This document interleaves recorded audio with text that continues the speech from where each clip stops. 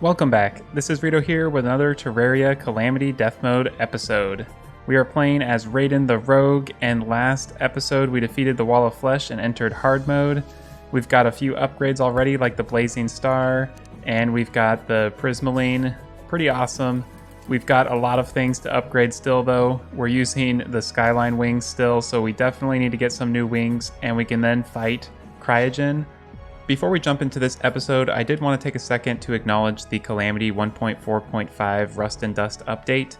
It's going to be released by the time this video is released. This Calamity update is going to change the world generation, and so I'm thinking of creating a new world, and then I'll use T-Edit to bring our base and some key things from our world into that new one, and that way we can finish the rest of the Raiden the Rogue series with a Rust and Dust world.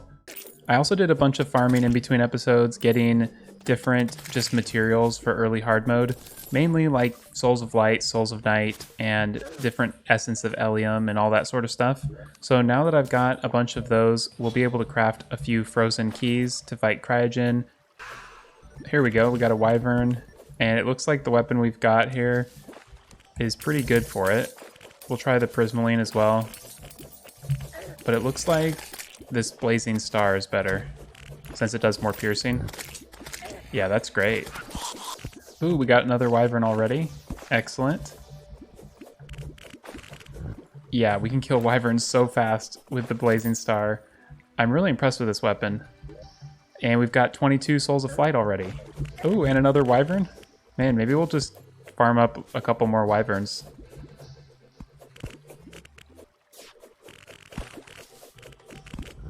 And I think that's Wyvern number 4. So that's probably good for now. We can head down to our corrupt desert. So we're finding these shadow mummies or dark mummies, and they'll drop dark shards. And those are good for crafting a boomerang that's made out of like the frost and the fire boomerang, I think. So I definitely want to farm that up. Man, we're getting so many good items for the Ankh shield as well. Well, after quite a while of farming, we got a dark shard, and we've got plenty of other gear too. The next thing I want to go find is our astral biome, because we can get stardust, and that'll be a really good thing to have to craft the deific amulet. This is right on top of a corruption area. It's kind of weird. I've never seen it spawn like this. Man, I really enjoy the underground astral biome music. It is pretty cool. We're getting pretty close. I think we just need a few more stardust. I think we need 25. Now that we have some Souls of Flight, we can craft some wings. So let's see what options we've got. It's pretty much just angel and demon wings. The demon wings add 10% increased damage and critical strike chance. The angel wings give us that extra defense, max life, and life regen.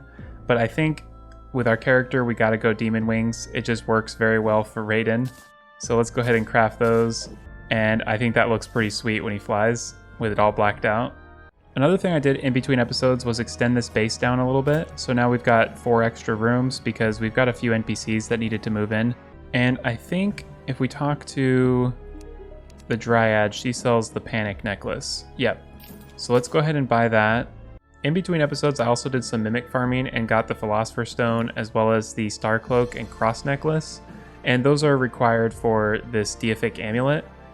And so let's go ahead and start crafting. So we've got our Star Veil, and then we can do the Charm of Myths. And I think the only thing we're missing now is the Jellyfish Necklace. So let's go ahead and buy that. There it is, 6 gold. And now we can craft the deific amulet. I am extremely excited. It's quite the recipe. It requires the Charm of Myths, Jellyfish Necklace, Panic Necklace, Shark Tooth Necklace, Star Veil, Stardust, and Meteorite. And this basically combines all of those effects into one, and it's very powerful. So there we go. Another thing we can craft that I just saw is our Supreme Bait and Tackle box.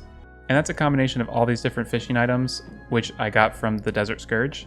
This will be really good when we do fishing later on to craft our Rod of Discord. So we've got Corruption on the left side of our world, and we have Hallowed on our right side. And I think we actually have Hallowed that's spread to the desert over here. So this means we can actually get some desert mummies spawning. So with a battle potion, and if we wait long enough, we'll definitely get some desert mummies. We're also finding werewolves, which is great. We got a bandage there, and we'll be able to get our moonstone. There we go, we got our first light mummy. The way the spawns work is if you kind of stand where it's just off screen, a lot of times the enemies will spawn right there. And so I'm just standing right off screen. We've only got a few blocks of the hollowed sand, but we're getting light mummies spawning. So we just basically need to stand right here and keep on killing them, and eventually we'll get our light shard. We're actually quite fortunate to have a world that has hallowed and corruption desert. Usually you have to kind of make your own. Well, we're back at base and we have a light shard, so we are pretty much good to go to craft another weapon, and I'm pretty excited about this one. And this item's really cool because it's a precursor to the Terra Boomerang, or the Terra Blade equivalent for a rogue. And what you need is the Flamerang, so we'll get that. And we also need the Ice Boomerang, which we can craft right here with an ice machine. And from there, we just need to combine those two boomerangs with a light shard and a dark shard, and we get the amazing Equanimity. I've never seen how this weapon works, so I'm quite excited to try it out. It's got a nice speed to it. I think this looks pretty cool. Now that we've got a few weapons, I think it's time to do a quick DPS test. And we have the Equanimity rolled to Unreal, and let's see what type of damage it can do. It's about 500 consistently. Very nice. And let's see what the Blazing Star can do. Wow, it can do 800, 900, even 1,000, but it's doing a lot of piercing here. If we were in a boss fight, we would probably be missing some of these shots, but still, it's doing some very impressive damage. And let's try the Prismaline. It's doing really well as well. I think the main thing is going to be which weapon performs better on Cryogen. So let's go ahead and craft a few cryo keys. So here we are in the ice biome, and we've got Statagel armor, we've got Demon Wings, Frostbark boots, Grand Gelatin, the Counter Scarf, the Raider's Talisman, and the deific amulet. And I think we're going to be in pretty good shape to defeat Cryogen, so let's start this up and see how it goes. It is pretty hard to see Cryogen's projectiles with this weapon, but we're doing insanely good damage.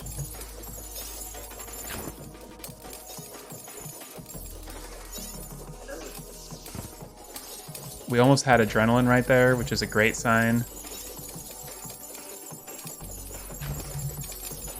Yeah, this is going very well.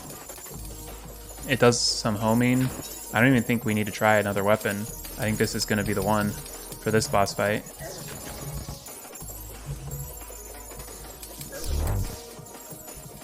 And we just got Rage, so that's perfect.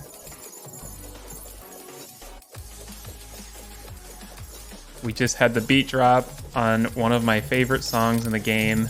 I just love this song. It gets me so amped up for this battle. Okay. We just need to... Ah, man, we were right about to get adrenaline again. It's always my goal to get adrenaline on these fights, but it's really hard to do. Okay, I'm gonna go with Rage now and see how much damage we can do. This gets really tricky right at the end. Oh my gosh, we might die though.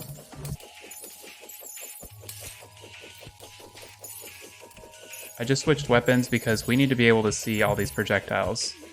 I can't handle the Prismaline just covering the whole screen.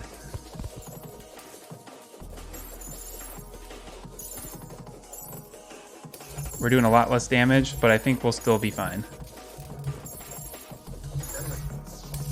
Oops. 5%. We're getting so close.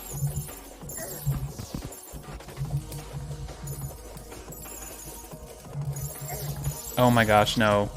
Oh no, 1%. Oh, that was the heartbreaker.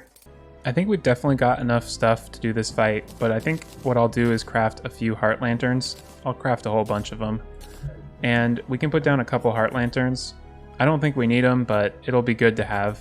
And I think I'll start doing heart lanterns in a lot of my arenas going forward now that we're in hard mode. Well, I think we're ready to go. Let's try this again. So I just noticed, this is kind of silly, I didn't realize this, but it's shooting out projectiles that home in on the boss.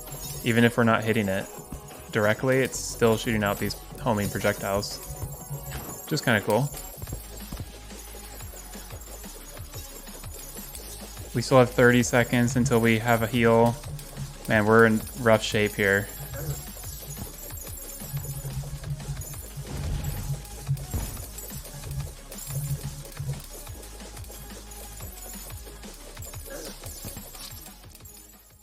On that fight, we ended up doing worse, unfortunately. Oh man, I forgot how hard Cryogen can be.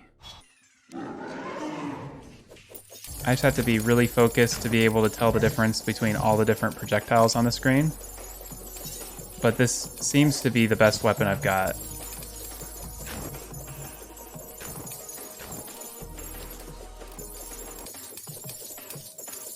Okay, we're doing pretty good.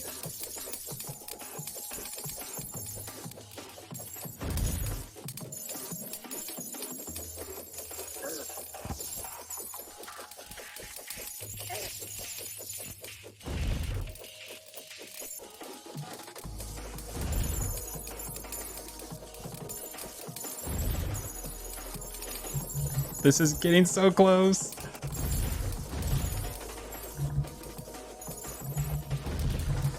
Oh my goodness.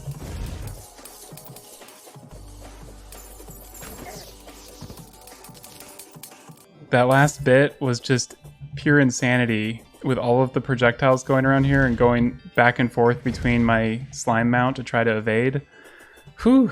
My slime mount is kind of like my downward dash. We've got lots of things we can buy now. We've got a melee weapon, a ranged weapon, a magic. There we go, the Ice Star. That's a rogue weapon, perfect. So I think the main thing is going to be this treasure bag. Let's hope for some good stuff. Looks like we got a whole bunch of things. We've got the Avalanche, we've got Frost Core, Ellium, we've got the Cryogen Lore. The Lore says that place in your inventory to gain a Frost Dash, and it reduces defense. We also have the Frost Flare, which gives us extra damage when we're above 75% life, and it gives us extra defense and movement speed when we're below 25% life. It's a pretty cool accessory, although I probably would just use the Rogue emblem and just get a straight 15% instead. And then we've got the Soul of Cryogen, and this is a wing. So let's compare it to our Demon Wings. Our Demon Wings have a horizontal speed of 6.25. This has the same. So it's got some cool stuff to it, but I think our Demon Wings overall are a better set for us. Ooh, and we have greater healing potions finally, so we can switch on to those. It looks like with Frigid Bars, we can upgrade to the Kelvin Catalyst, but we need so many different things. In fact, this is a good reminder that I shouldn't be selling this stuff from Cryogen, because it's useful to upgrade to this Kelvin Catalyst. Yeah, this is a consumable, so we can just buy 1,000 of these. That works. And now we can throw as many as we want. That's kind of a cool weapon. Let's see if we can mine cryonic ore. I don't think we can with our current pickaxe. Yeah, it looks like we're going to need to upgrade to adamantite. So we'll need to do that real quickly, and then we'll be able to get a full cryonic set. Ooh, there we go. We have a cryonic slime. That's a good way to get cryonic ore without having to get adamantite.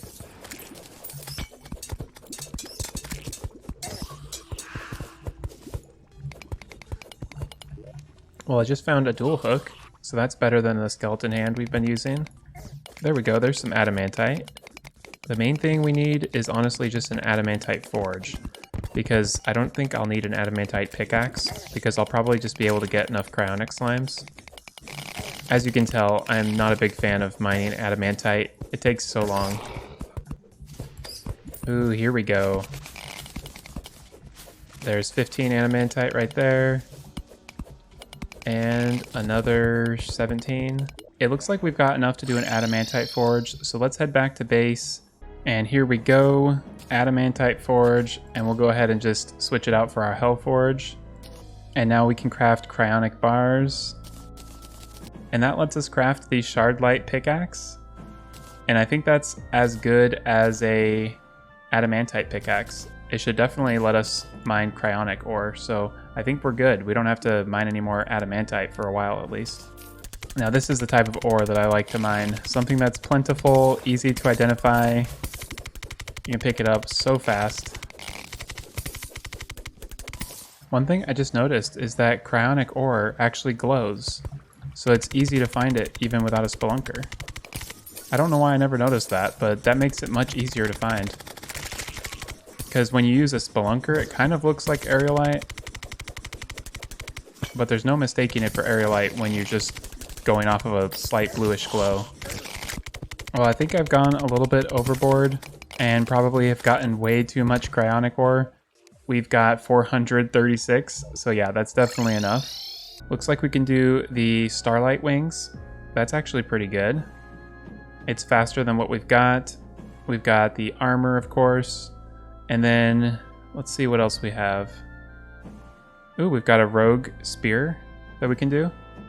We also have this ornate shield, which is actually kind of cool. It does 8 defense, and it boosts damage reduction and health while wearing Daedalus armor. That could be pretty powerful against the mech bosses. So let's go ahead and craft all of that stuff. This is going to be a huge upgrade, I think. We've got 65 defense, and we have 220 rogue damage and 81% critical strike chance. So it bumped us up to 78 defense. That's huge. And our damage is up at 229 when it was at 220, and our critical strike chance even went up 1%. I just bought a stat meter from the Goblin, and it shows that our damage reduction is 22%. And if I go ahead and switch the ornate shield on instead of our boots, our damage reduction goes up to 27%. So that's a 5% damage reduction increase, plus it adds 8 defense, plus I've got it rolled to warding, so it adds so much defense. And it also adds 20 health. I've never used the ornate shield, but in combination with starlight wings and the Daedalus armor, it actually could be a pretty good item to have. So I got 900 of this crystal piercer, but I actually ran out of cryonic ore. So I'm gonna go get a few more. That way we can have a full 1,000 of this throwing weapon, and then we can have unlimited. I think it's time to fight Cryogen once more with all of our new weapons and armor. I think we should be pretty good. This is actually a homing weapon, so this will make it really easy, I think. We'll just have to see though. It's doing like 700 damage. I like that it's not lagging and it doesn't clutter up our screen. And maybe we'll get adrenaline finally. Thank goodness. I've wanted adrenaline so much on this boss fight.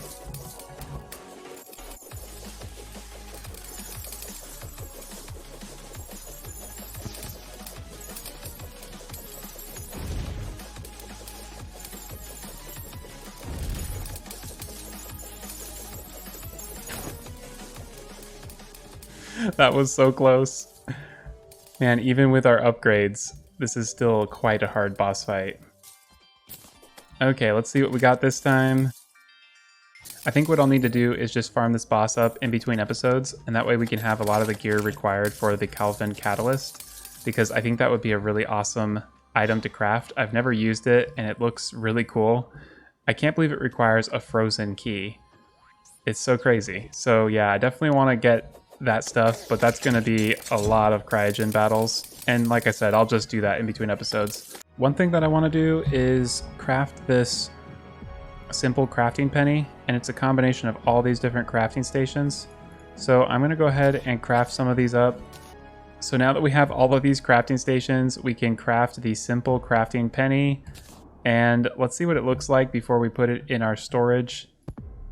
Looks kind of cool. It's got a little crafting table there, and it's kind of floating. So we'll go ahead and put this in our magic storage, and that really simplifies all of our crafting stations. And I think this is a great place to end this episode. We've defeated Cryogen, we've gotten lots of upgraded weapons, new armor, a bunch of new accessories, lots of good stuff. And I think next episode we're going to be able to start fighting some of the mechanical bosses or the brimstone elemental or something. So if you're enjoying this series, be sure to like and subscribe so you can catch the next episode. Thanks again for watching, and I'll see you next time.